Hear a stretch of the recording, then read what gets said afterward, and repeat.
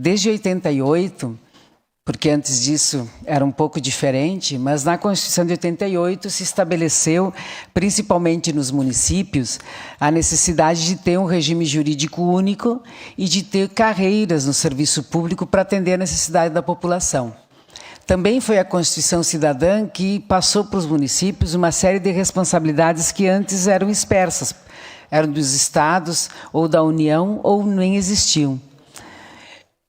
Com o advento do regime jurídico único, o município de Caxias criou legislações, criando cargos com funções específicas para atender a necessidade da população e que, com o tempo, foram sendo alterados e aprimorados. E também se realizou um grande período de concursos públicos para atender às demandas. Nós podemos dizer que na década de 90 foram períodos de grande expansão do serviço público, com a ampliação do ensino fundamental até o 9º ano, com a questão da municipalização da saúde e também depois, a partir de 2000 em diante, com a questão da assistência. Mas foram áreas importantes.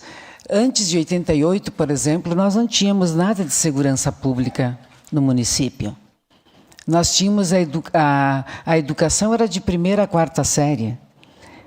A saúde, as UBSs eram os postinhos, a gente ainda chama isso às vezes, né, de forma, enfim, carinhosa. Então, de lá para cá, muitas coisas foram se ampliando. A assistência, nós tínhamos a Comai, a FAS, foi criada na década de 90, teve a sua alteração em 97 para poder atender às necessidades. Então se criou, nesse período, um conjunto de funções que servem para quê? Para melhorar a vida do povo. Porque no serviço público, diferente no setor privado, você tem que ter um cargo criado, fazer concurso para preencher esse cargo, para executar aquilo que a lei estabelece. Mas quem que aprova essas leis? No nosso caso do município, as leis precisam passar por essa casa legislativa. Não tem nada que aconteça na cidade que não passa por aqui.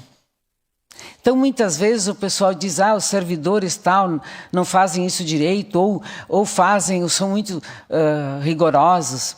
O servidor cumpre a lei. Se não está bom, tem que mudar a lei. Se não está de acordo, os gestores são eleitos e os vereadores para representar os anseios da sociedade, para poderem melhorar aquilo que a sociedade considera que precisa ser melhorado. Mas aconteceu uma coisa também estranha nesse período todo. No Brasil e no mundo, se achou que serviço público não era mais importante, que o mercado e a iniciativa privada ia resolver tudo. E que política não era uma coisa séria. E muitos ficam repetindo isso incessantemente. E o resultado disso foi o passar para a iniciativa privada, e não era por empresas que tenham know-how nisso, né? São aquelas que se montam só para atender esse tipo de necessidade. Uma série de coisas que o serviço público deveria realizar. E por que era por serviço público? Para ter continuidade, para conhecer o ritual, para não ter influência política, para poder fazer aquilo que se estabelece na lei, sem discriminar o cidadão. Aí muitos poderes públicos abriram mão disso e passaram naquilo que a gente chama genericamente de terceirização, através de organizações sociais, através de empresas, através de PPPs. Muda muito o nome, mas a verdade é o seguinte, os poderes públicos abriram mão, os executivos em especial, da sua prerrogativa de desenvolver e de definir políticas públicas para um terceiro quase nunca interessado no assunto, a não ser gerir lucros. E nós vemos hoje um custo elevado da manutenção desse tipo de contratos em diferentes áreas e uma entrega muito pequena. Então, quando se comemora o Dia do Servidor, se faz 2 alertas importantes. Nós temos experiências no Brasil em várias áreas de terceirizações. A última delas, ontem em São Paulo, a privatização via PPPs das escolas, de uma parte das escolas em São Paulo. Podem ter certeza que o custo será maior e o resultado será menor. Só que o tempo que a gente perde muitas vezes é decisivo para a vida das pessoas. Então o apelo que a gente faz nessa homenagem aos servidores é dizer que o serviço público se faz com pessoas concursadas. Ah, mas a gente não pode demitir o servidor público. Não é verdade. Caxias é um bom exemplo de que não é verdade. Quando existem malfeitos, tem o direito de ampla defesa, como preconiza a nossa Constituição, mas tem um trabalho sério sendo desenvolvido para que o serviço público seja de qualidade. A garantia da estabilidade no setor público não é a garantia para as pessoas, para o servidor, é uma garantia da sociedade, que independente quem for o prefeito, quem for o dirigente, o serviço público vai continuar e o servidor vai estar lá para poder ter a oportunidade de dizer, olha, isso não dá para fazer porque a lei não permite. Diferente disso seria terra de ninguém. Vocês imaginem todos os servidores sem controle nenhum, dependendo do emprego de quem o contratou. Como é que seria o serviço público? Você acha que teria continuidade? Teria celeridade? Teria atendimento à maioria? Teria compromisso com todos? E no setor público não é diferente da iniciativa privada. Se você é dono de uma empresa, você quer os melhores trabalhando contigo e que façam o melhor do seu trabalho e você procura recrutar o que tem melhor no mercado. É por isso que existe um concurso público, para recrutar os melhores do mercado em cima daquelas necessidades. Ah, mas nem sempre entre os melhores. Bom, então alterem a forma de fazer concurso público. Mas é preciso que a gente diga, em todos os lugares que se abriu mão da prerrogativa de ter um serviço público de qualidade e se passou por um terceiro não interessado, as coisas não andaram. Então fica hoje, no Dia do Servidor, esse alerta. Nós representamos servidores de todas as áreas. E muitos poderão dizer, eu não preciso do serviço público. Pois é, será mesmo? Será que quando a gente sai de casa e abre a torneira, a gente não precisa do serviço público? Ah, mas tudo bem, é só água. É só água. É um bem que é finito, que é caro e é motivo de disputa no mundo inteiro. E ainda bem que aqui em Caxias o SAMAI é público. E espero que seja. Porque ele representa muito para essa cidade. Ele foi construído com o esforço de todos. E o SAMAI é um bom exemplo de continuidade administrativa com alternância de poder. Os planejamentos feitos em cada década foram dando continuidade e assim a gente pôde enfrentar a dificuldade de uma região que não tem um grande manancial de água, né, que a água é superficial, que é preciso que se faça represas, e que foram sendo construídas. Um grupo planeja, outro executa e o terceiro paga, como eu costumo dizer. E aí entrega para a população. Foi assim que o SAMAI se construiu. Então essa é uma boa experiência. Tem outras experiências aqui no município que foram importantes. Agora imaginem se a gente não tivesse o servidor público, como seria? Ah, mas eu não preciso de servidor público, eu não tenho filho em escola pública, eu não preciso do SUS. Será que nem para vacina? Ah, só a vacina. E o transplante quem é que faz? É só o SUS. E os serviços de alta complexidade quando a população precisa? E o acidente de trânsito que você tem que chegar numa urgência, emergência, ninguém vai te perguntar se tu tem plano de saúde. Eles vão te atender. Isso se chama SUS, Sistema Único de Saúde. Mas eu não vou precisar disso. Muito bem, quando você vai no supermercado e você tem lá os produtos na gôndola que estão de acordo com a inspeção sanitária, você não precisou do serviço público cuidando da sua saúde? Não, mas quando eu vou andar na rua, imagine se não tivesse o código de posturas do município ou o código de obras. Se todo mundo pudesse fazer o que quisesse. Parem e imaginem um pouquinho uma cidade sem nenhuma regra. Ah, mas tem a regra. Mas alguém tem que fazer a regra ser cumprida. Então, tudo isso faz parte da vida do dia a dia de uma cidade. E isso é feito por servidores, que muitas vezes são xingados, que são os que dizem que não tem remédio na UBS, que são os que dizem que às vezes que não tem vaga na creche, que são os que dizem que ali não pode construir porque é manancial, ou que ali tem em cima do arroio não dá para fazer uma casa, que são os que dizem que tem que notificar porque tem que cumprir o que diz a lei,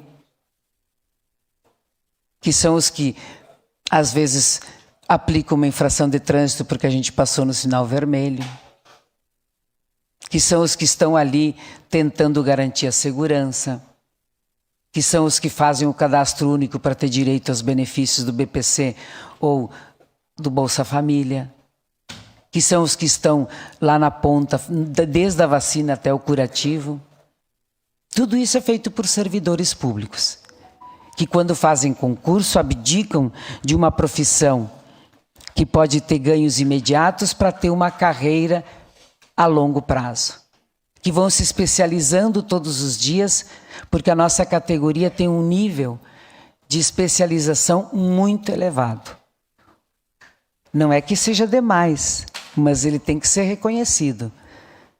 Nós temos os nossos professores, quase todos os professores da ativa, todos eles têm curso de graduação, pós-graduação, mestrado ou doutorado. E nas diferentes áreas do poder público fazem concurso por uma área, mas todos eles têm uma especialização maior, o que qualifica o serviço público.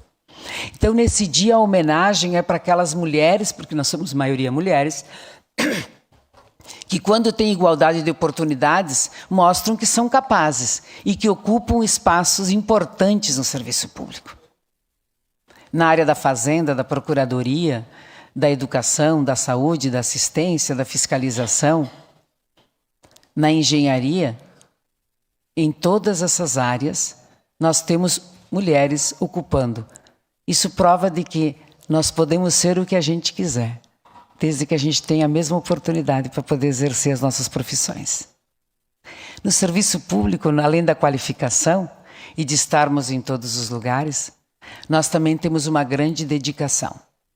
E eu queria fazer homenagem àquelas mulheres, àqueles homens que todos os dias saem de casa ou ficam no teletrabalho, mas executam a sua função e buscam soluções criativas para garantir a entrega de um serviço público de qualidade para a população. Porque, como diz as nossas mensagens, os eleitos passam, ficam um período, uns se dedicam mais a uma área, outros a outras, mas nós ficamos uma vida inteira no serviço público. 34, 35 anos não é pouco tempo. A gente dedica toda a nossa juventude para o trabalho de servir as pessoas, com as limitações e os problemas que o serviço público tem, que não são diferentes de qualquer outra área. Então, acho que a gente precisa valorizar o que dá certo. E Caxias tem muita coisa que deu certo.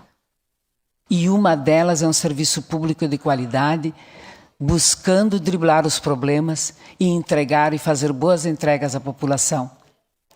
Essa legislatura está encerrando. Eu espero que a próxima, e com certeza acho que muitos de vocês que estão aqui pela primeira vez aprenderam muito sobre o serviço público. Mas eu espero que a próxima também valorize e aprove projetos importantes que nós queremos ver esta casa votar logo no início da próxima legislatura. A solução da 409, porque foi uma unanimidade na discussão da campanha que tem que encontrar uma solução. Então precisamos fazer isso logo. Ah, mas por que não faz este ano? Porque não pode em período de eleição. É só por isso. Mas eu espero que em janeiro se possa discutir isso e se possa resolver. Porque essa será uma grande contribuição para qualificar o serviço público ainda mais. Para resolver aquela premissa de que trabalho igual, salário igual. Que nós não podemos permitir que no mesmo setor tenha 2, 3 tipos de salários diferentes. Isso não resolve o problema em lugar nenhum do mundo. Empresa nenhuma vai para frente se tem no mesmo setor fazendo a mesma coisa com salários diferentes. Não ia ser diferente no poder público. Então, salário igual, trabalho igual. Nós precisamos que o STF vote e garanta a isenção para os aposentados. Nós já temos votos suficientes para que até o teto não seja cobrado. E vai exigir dessa casa depois uma solução de como resolver o problema. Porque isso nós vamos ganhar no STF, é uma questão só de dias. Eu acho que agora não é nem mais de meses. Nós precisamos que as condições de trabalho sejam melhoradas e que se tenha um amplo plano de melhoria do serviço público. Privatizar não é a solução. Deixar sucatear para depois entregar não é a solução. Quem optou por esse caminho, no início parece que é fácil, mas depois paga muito caro. Vide a questão das terceirizações na área da saúde, que engolem o orçamento e que entregam muito pouco. Porque o poder público, por mais que se esforce, não tem conseguido fiscalizar adequadamente. Então a gente volta a reivindicar, nós precisamos que uma das UPAs seja pública, para exatamente ter um controle do que está sendo feito. Porque quando o serviço público funciona, o setor privado complementar também funciona. O que não dá é para ter o setor privado como principal executor de todas as políticas. Aí você não tem referência, aí você não tem resolutividade, aí você não tem uma entrega que você abriu mão enquanto gestor para alguém fazer. Então as nossas lutas são sempre as mesmas? São as mesmas, porque nós acreditamos que o serviço público de qualidade se faz com servidor concursado, valorizado e com salário digno. Porque serviço público é a gente que faz. Mas vocês, vereadores, podem ajudar muito em ter um serviço de qualidade, aprovando projetos que estendam não só direitos, mas também que ajude a melhorar as nossas condições de trabalho para que a gente possa atender bem a população de Caxias. Muito obrigada.